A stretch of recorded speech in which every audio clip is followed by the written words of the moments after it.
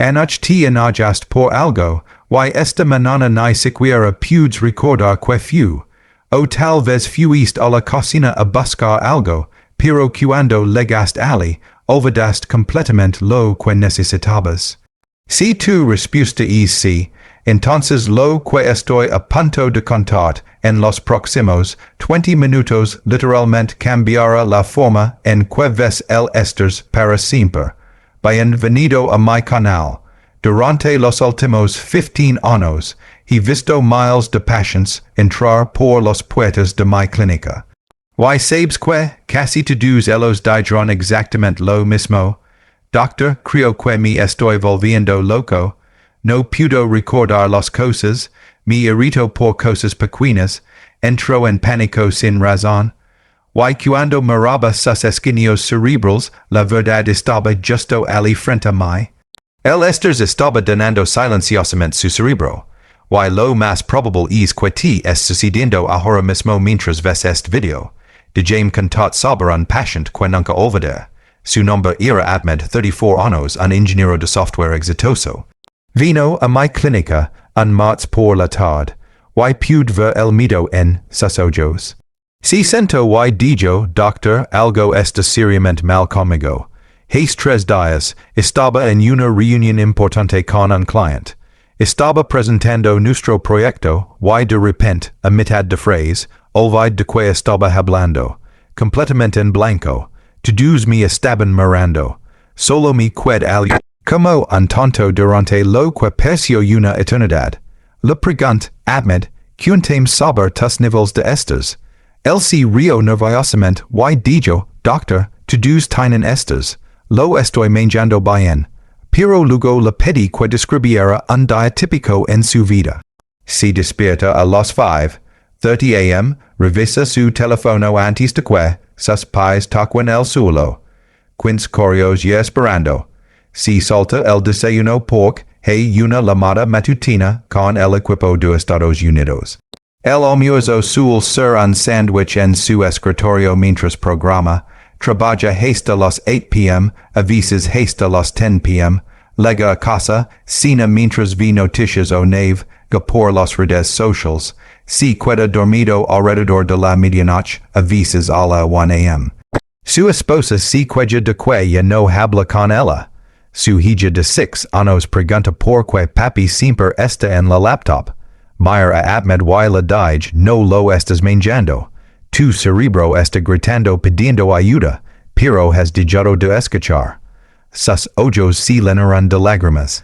Doctor, no sé qué me está pasando. La semana pasada, no pude recordar el número de teléfono de mi propia madre. He conocido ese número durante 30 años. Tuve que buscarlo en mis contactos. Y la peor parte, tengo miedo. Solo tengo 34 años. ¿Qué me va a pasar en 10 años? Este es el momento que veo en casi todos los pacientes. El momento en que se dan cuenta de que lo que han estado descartando como estrés normal en realidad los está distrayendo desde dentro. Así que déjame preguntar algo, y quiero que seas realmente honesto contigo mismo. En el último mes, ¿cuántas veces has experimentado estas cosas? Olvidas dónde pusiste tus llaves, tu teléfono, tu cartera. Entras a una habitación y olvidas por qué fuiste allí. Alguien te dice su nombre y 5 minutos después no puedes recordarlo. Estás leyendo algo y te das cuenta de que has leído el mismo párrafo 3 veces pero nada se registró. Estás teniendo una conversación y te desconectas completamente. La otra persona pregunta, ¿estás escuchando? Y no tienes idea de qué acaban de decir. O tal vez es la era, cosas pequeñas que nunca te molestaron antes ahora te hacen explotar. Tu hijo derrama leche, y gritas como si hubieran cometido un crimen. Tu perjas una pregunta simple, y le respondes bruscamente. Un colga comete un pequeño error, y no puedes dejarlo pasar durante horas. O quizás es la ansiedad. Tu corazón comienza a acelerar sin razón. Estás sentado en una reunión, y de repente sientes que no puedes respirar. Te acustas en la cama por la noche, y tu mente no se apaga.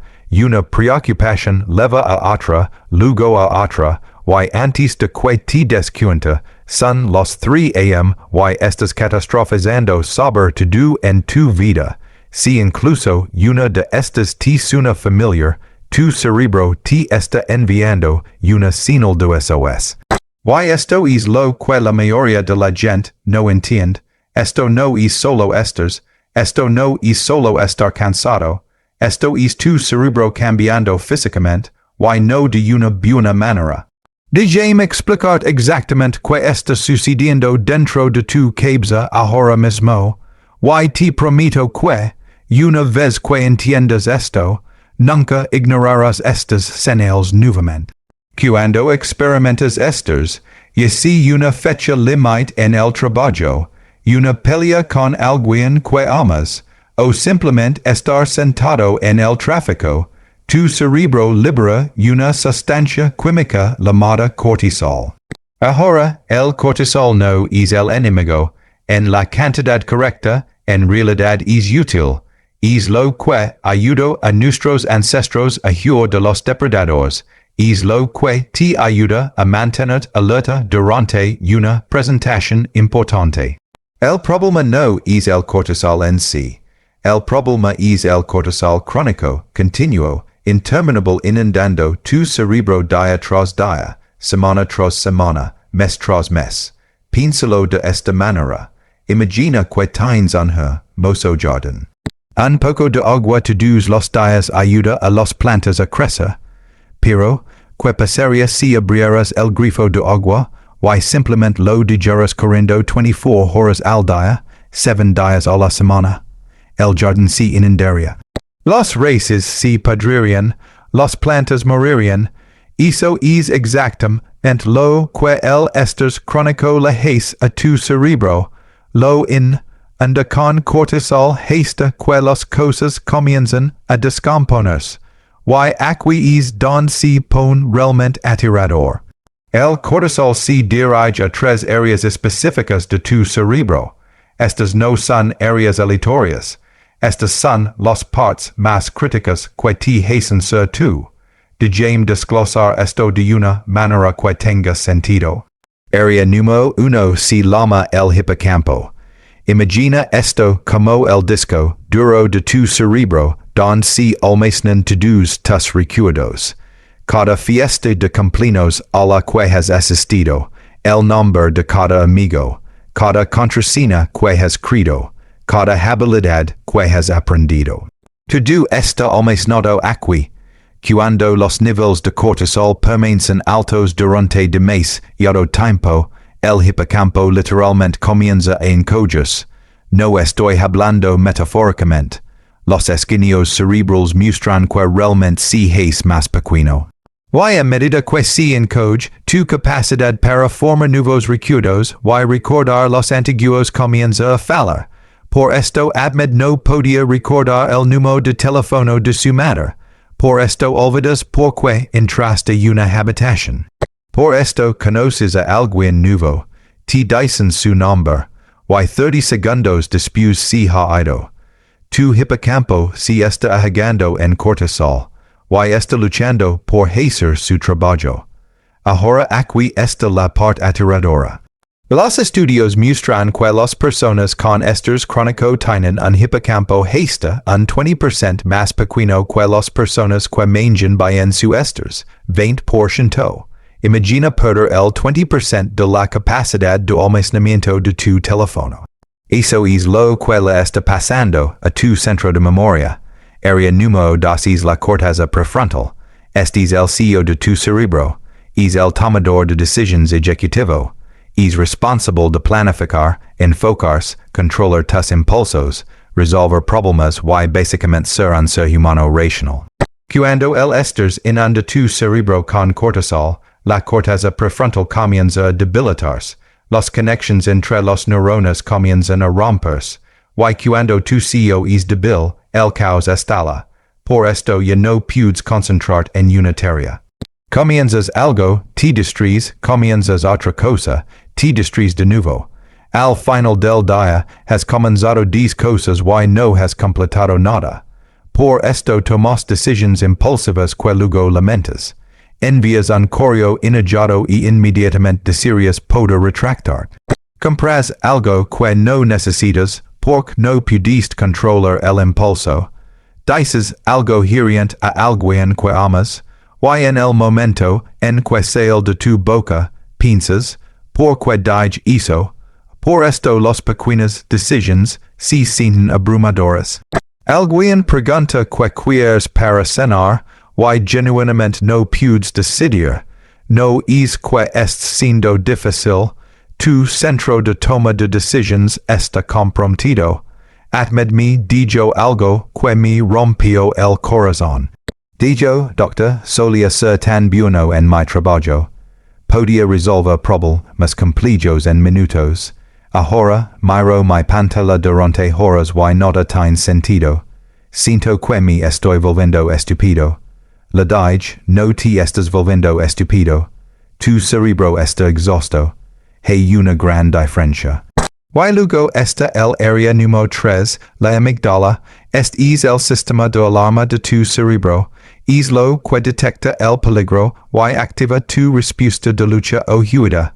En un cerebro saludable, la amígdala está equilibrada.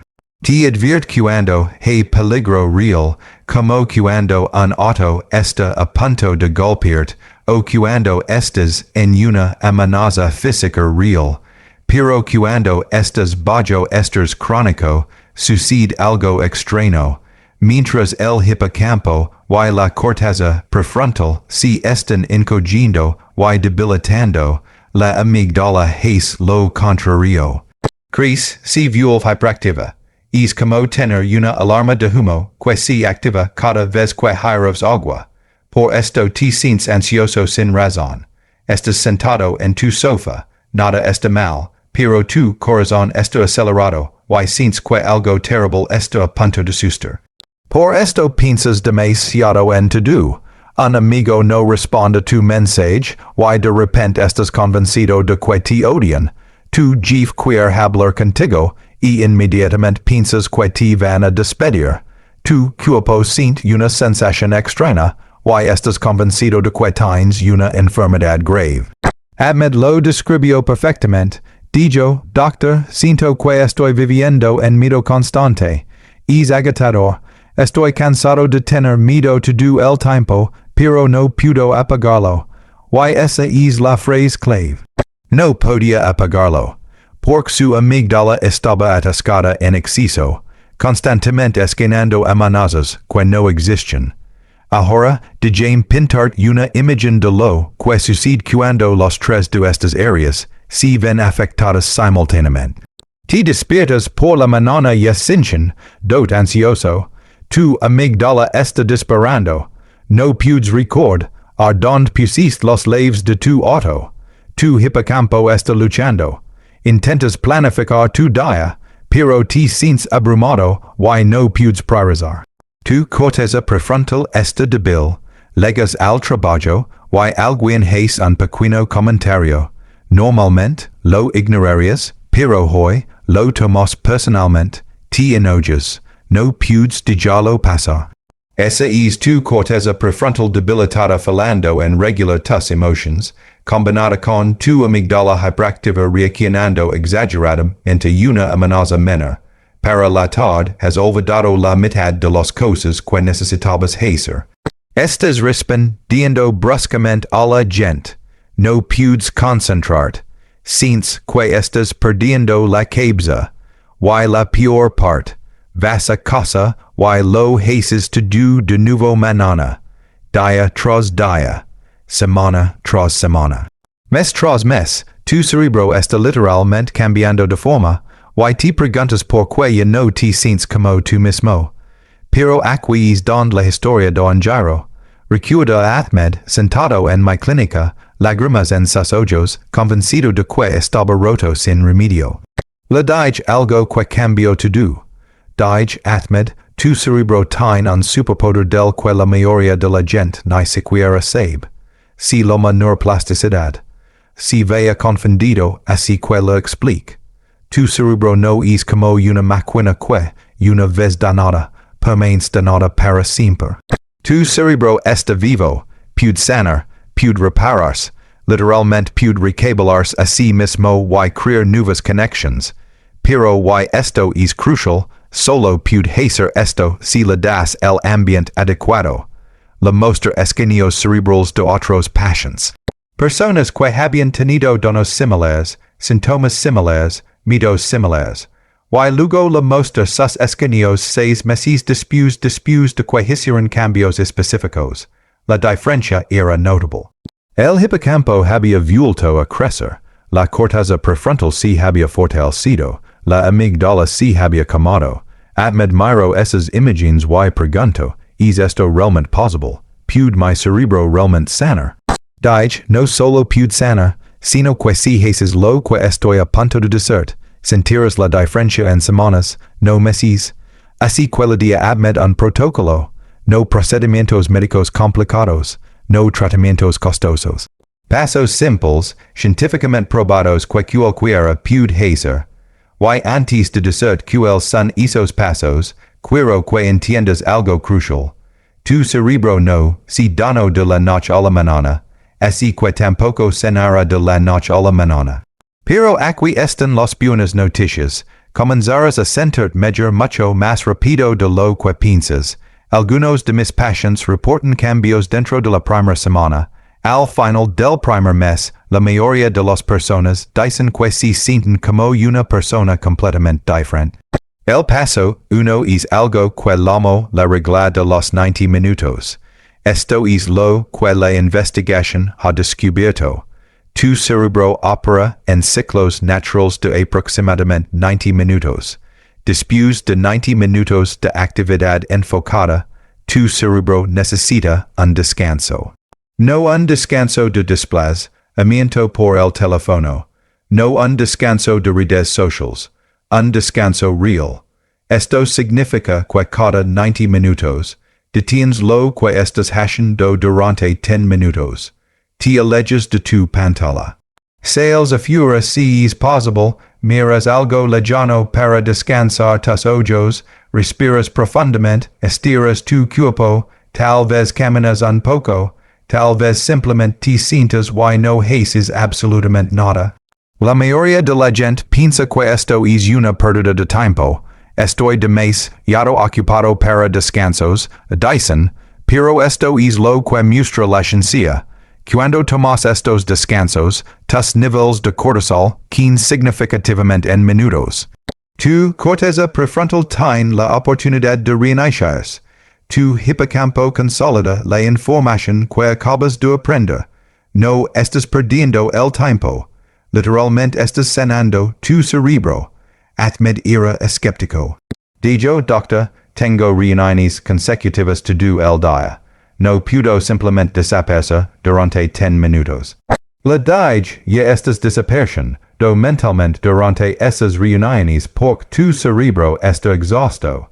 Prueba esto durante una semana. Configura un temporizador.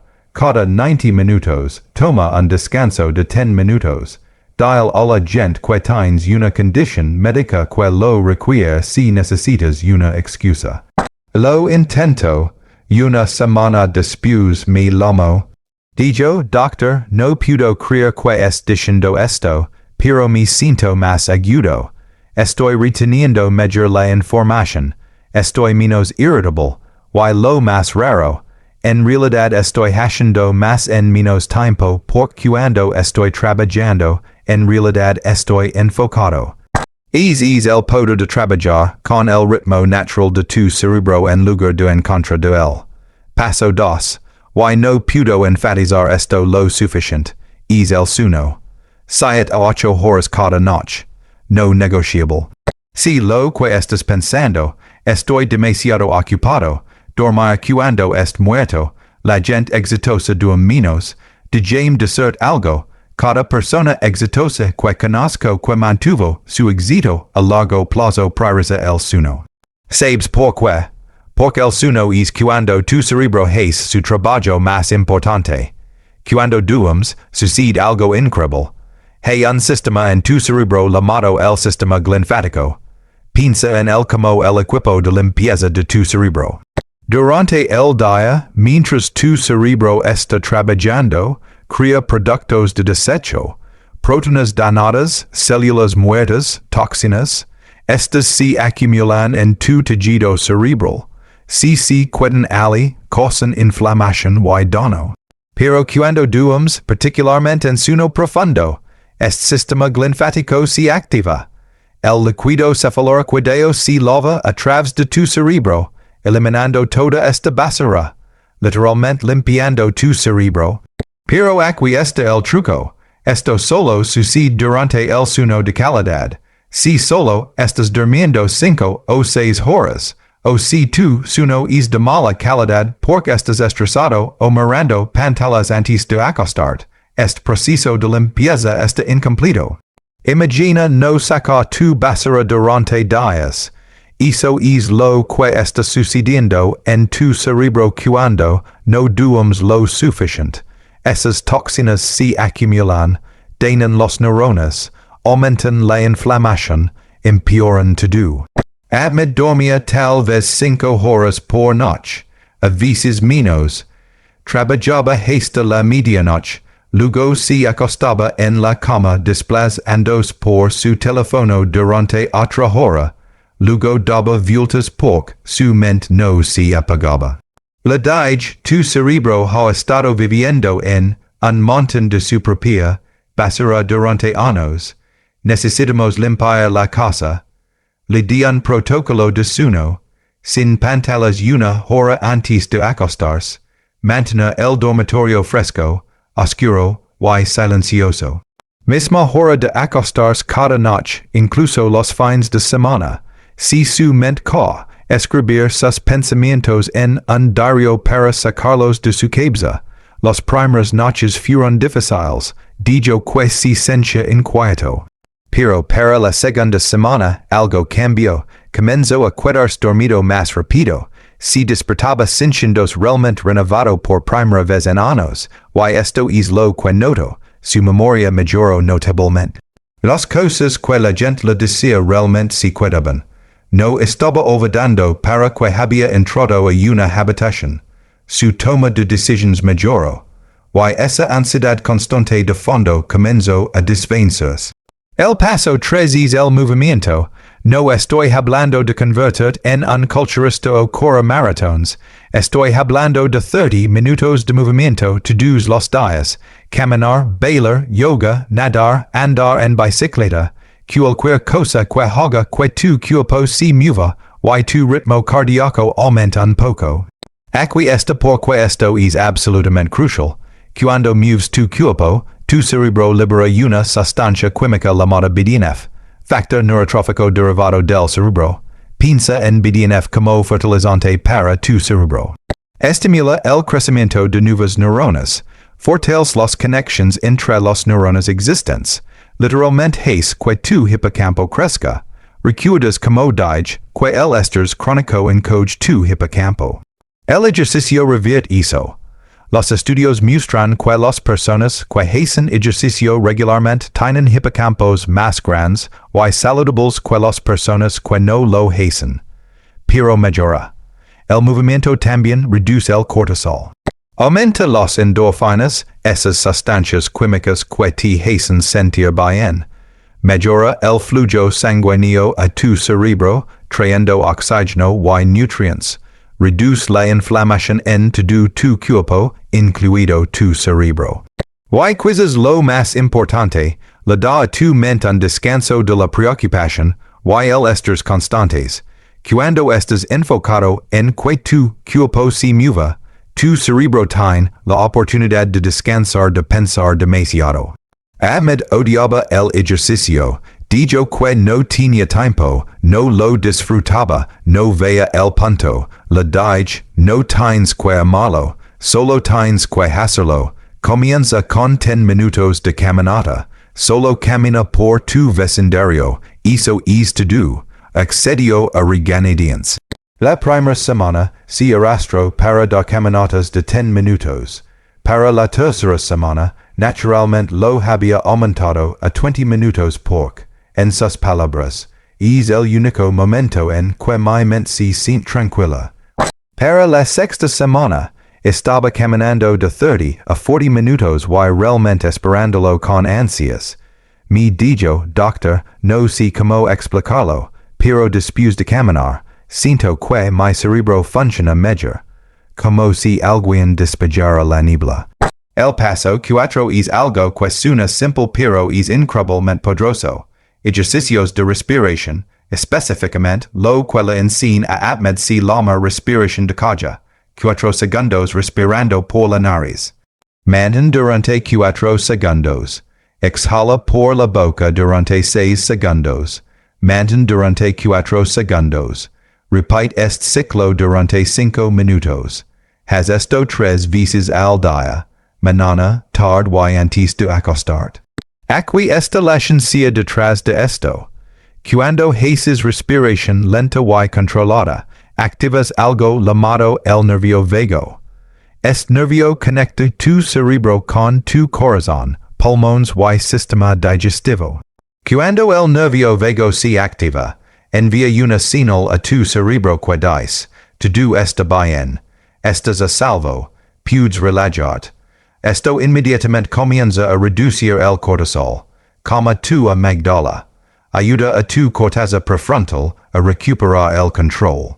En estudios, solo 5 minutos de esta respiración pueden reducir los niveles de cortisol hasta en un 25%. 5 minutos. Ahmed pensó que esto era demasiado simple para funcionar, pero lo desafío, inténtalo ahora mismo. 5 minutos, vimos que pasa, lo hizo sentado en mi consultorio.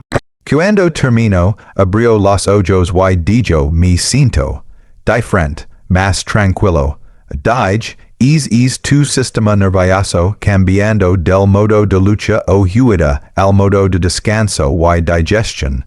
Imagina hacer eso 3 veces todos los días. Se comprometió a hacerlo.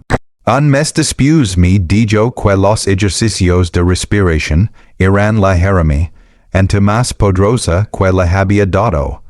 Cada vez que sentía que la ansiedad aumentaba, cada vez que sentía que su mente corría, hacia 5 minutos de respiración.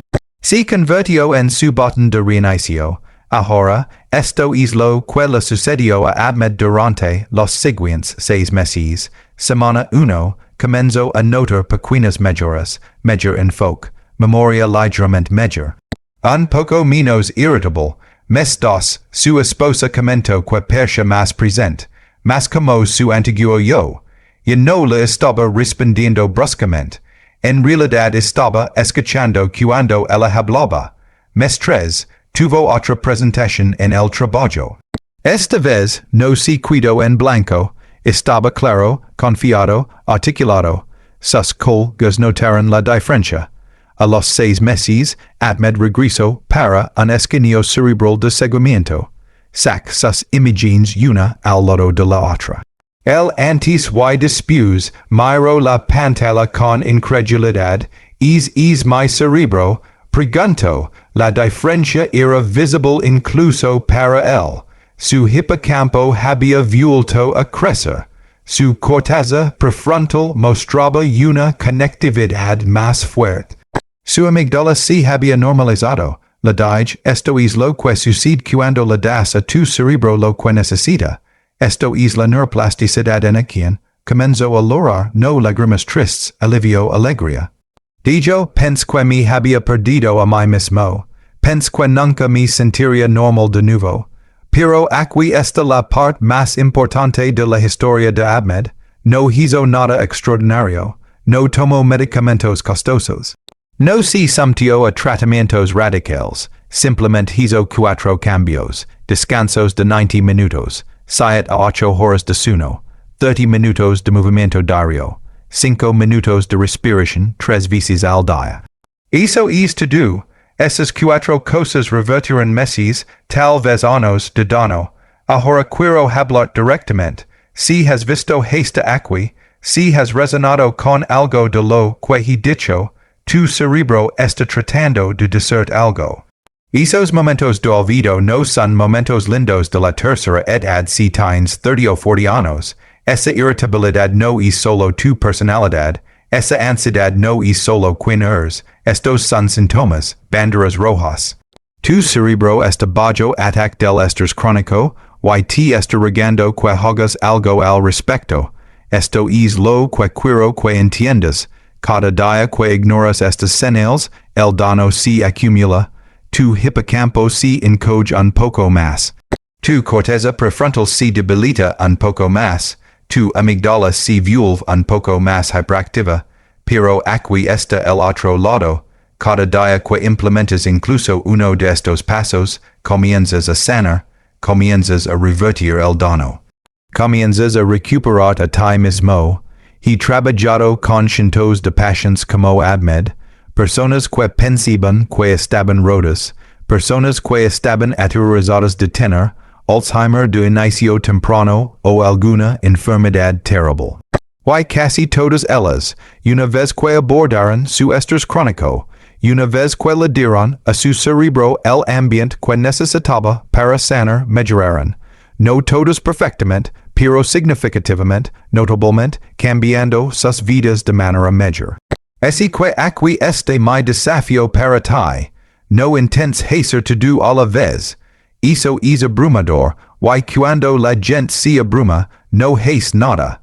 Elige una cosa, solo una. Tal vez son los descansos de 90 minutos porque trabajas en un escritorio todo el día. Tal vez si el protocolo de sueño porque sabes que no estás durmiendo lo suficiente. Tal vez son los 30 minutos de caminata porque has estado completamente sedentario. Tal vez si la respiración porque puedes hacerlo en cualquier lugar, en cualquier momento. Elige una cosa y comprometet con ella durante 2 semanas, no para siempre, solo 2 semanas, mira que pasa. Presta atención a cómo te sientes, y luego, después de esas 2 semanas, agrega una más, luego otra. Luego otra, en un par de meses, tendrás los 4 hábitos incorporados en tu vida, y te prometo que sentirás la diferencia, tu memoria se agudizará, tu enfoque mejorará, tu ansiedad disminuirá, tu irritabilidad se desvanecerá. Comenzarás a sentirte como tú mismo otra vez. La versión de ti que recuerdas ser antes de que el estrés tomara el control de tu vida. Quiero dejarte con un pensamiento final. Tu cerebro es el órgano más complejo y poderoso de todo tu cuerpo. Controla todo lo que piensas, sientes, haces, recuerdas, creas, te haces quien eres, y al igual que no ignorarías el dolor en el pecho, porque es tu corazón pidiendo ayuda, no deberías ignorar los problemas de memoria, la niebla cerebral o la ansiedad constante. Es tu cerebro pidiendo ayuda. La diferencia es que, a diferencia de muchos otros órganos, tu cerebro puede sanarse a sí mismo notablemente bien si le das la oportunidad. Ahmed me envía un mensaje cada pocos meses. Actualización sobre su vida. Obtuvo una promoción en el trabajo. Su relación con su esposa es la mejor que ha sido. Su hija dice que papi juga con ella ahora. Y en cada mensaje me agrades, pero siempre le digo lo mismo. No es